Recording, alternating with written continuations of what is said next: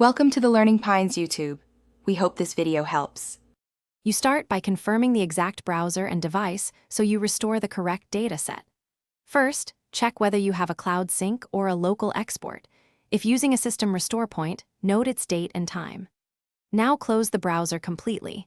Make a copy of the current profile or history file to a temp folder so you can roll back if needed. Once done, prepare your admin credentials and ensure you have at least 10% free disk space. You proceed by choosing the applicable restoration method.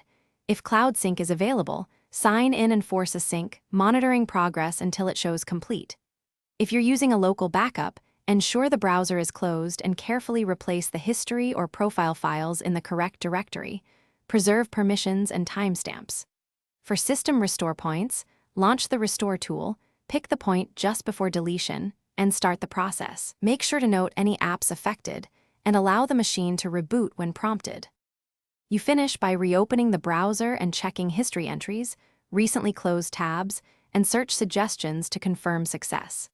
If items are still missing, re-import any exported history files or run a specialized file recovery tool on the profile folder.